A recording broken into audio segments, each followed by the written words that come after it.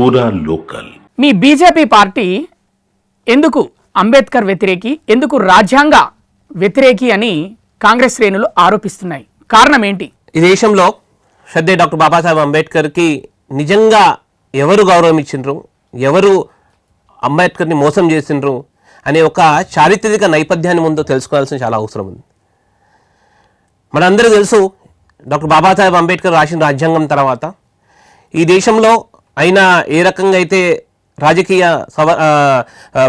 ఒక వ్యవస్థని నిర్మాణం చేసి దాని ఆధారంగా ఆ రాజ్యాంగం వ్యవస్థ ఆధారంగా ఈ దేశం నడుస్తూ వస్తున్నది. మీరు అన్నారు భారతీయ జనతా పార్టీ ఎందుకు రాజ్యాంగం వ్యతిరేకం, అంబేద్కర్ వ్యతిరేకం ఏదైతే మీరు ప్రశ్న వేస్తున్నారు కదా, ఇది ఏమాత్రం అవాస్తవం. అంటే కాంగ్రెస్ శ్రేణులు ఆరోపిస్తున్నాయి.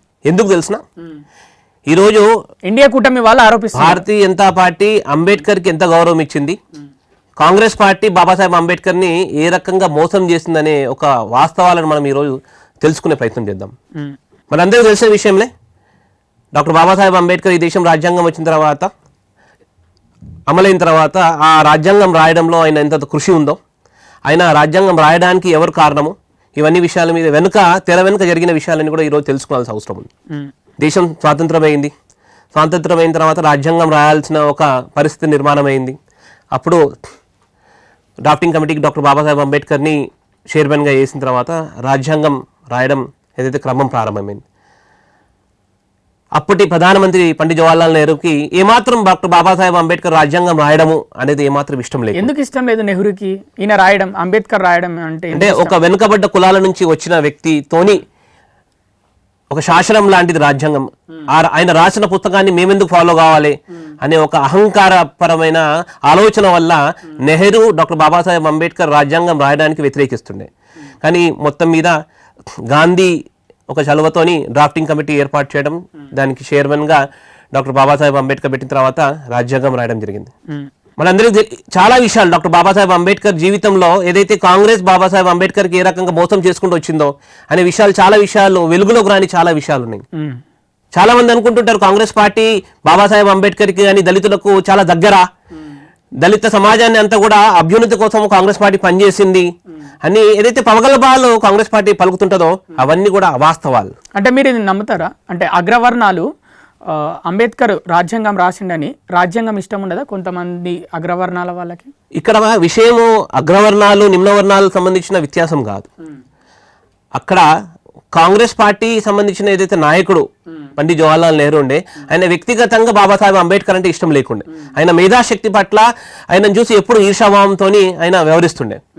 మూలాలకు పోదాం. ఇప్పుడు డాక్టర్ బాబాసాహెబ్ అంబేద్కర్ రాజ్యాంగం రాసిన తర్వాత మీకు తెలిసిన ఆయన రాజ్యాంగం రాయడానికి ఏదైతే పార్లమెంట్ కమిటీకి ఎన్నుకొని రావడానికి దానికన్నా ముందు పరిస్థితి, దాదాపు కాంగ్రెస్ పార్టీ బాబాసాహెబ్ అంబేద్కర్ పార్లమెంట్లోకి రాకుండా 2 సార్లు ఆయన పోటీ చేస్తే 2 సార్లు కూడా డాక్టర్ బాబాసాహెబ్ అంబేద్కర్ని కాంగ్రెస్ పార్టీ ఓడగొట్టింది. బాంబే ప్రావినెన్స్లో ఆయన ఏదైతే ప్రావినెన్షియల్ ఎలక్షన్స్ అయినప్పుడు పార్లమెంట్కి పోటీ చేసినప్పుడు కాంగ్రెస్ పార్టీ నెహ్రూ వాళ్ళ ఇంట్లో వంట చేసే ఒక వ్యక్తిని బాబాసాహెబ్ అంబేద్కర్కి అపోజిషన్ నిలబెట్టి కాంగ్రెస్ పార్టీ మొత్తం బలం పెట్టి ఆయనను గెలిపించడం జరిగింది. అంటే ఎందుకు, ఏ ఉద్దేశంలో? అంటే అంబేద్కర్ వేరే పార్టీ పెట్టి వీళ్ళకి అపోజిషన్ గా ప్రతిపక్ష పార్టీగా ఎదుగుతాడని అలా చేశారా అనుకుంటున్నారా? వాస్తవం.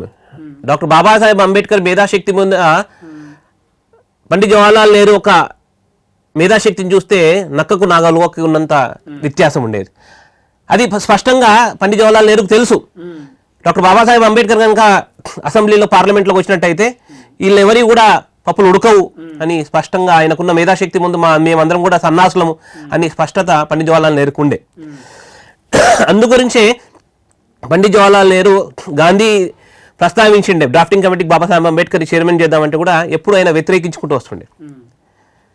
సరే, మొత్తం మీద డాక్టర్ బాబాసాహెబ్ అంబేద్కర్ బాంబే ప్రావినెన్షియల్ ఎలక్షన్స్లో ఓడిపోయిన తర్వాత అరే ఇటువంటి వ్యక్తి కనుక పార్లమెంట్లో ఉంటే పార్లమెంట్కి దేశానికి మంచి జరుగుతుందని శ్యామాప్రసాద్ ముఖర్జీ, భారతీయ జనసంఘ్ వ్యవస్థాపక నాయకుడు శ్యామాప్రసాద్ ముఖర్జీ నమో శూద్ర పార్టీ నుంచి అంబేద్కర్ నువ్వు రా బెంగాల్ నుంచి పోటీ చేయి, నేను మీకు మద్దతు కలిపి పార్లమెంట్కి పంపిస్తాము అని భారతీయ జనతా పార్టీ వ్యవస్థాపక సభ్యులైన శ్యామాప్రసాద్ ముఖర్జీ ఆయనను గెలిపించి పార్లమెంట్లోకి పోయిన తర్వాత అప్పుడు డ్రాఫ్టింగ్ కమిటీకి డాక్టర్ బాబాసాహెబ్ అంబేద్కర్ చైర్మన్ అవడం, తర్వాత డ్రాఫ్టింగ్ కమిటీ ఆధారంగా ఈ దేశ రాజ్యాంగ నిర్మాణం అవడం జరిగింది. ముసాయిదా కమిటీ చైర్మన్ అయ్యి ఈ రకంగా అంటే డాక్టర్ బాబాసాహెబ్ అంబేద్కర్ని ఈ కాంగ్రెస్ పార్టీకి సంబంధించిన ఒక నాయకుడు ఎంత పెద్ద మాట అన్నాడంటే, we will see that doctor Babasaheb Ambedkar will not enter in to the parliament, we will shut all the windows of the parliament and ensure that doctor Ambedkar will not enter in to the parliament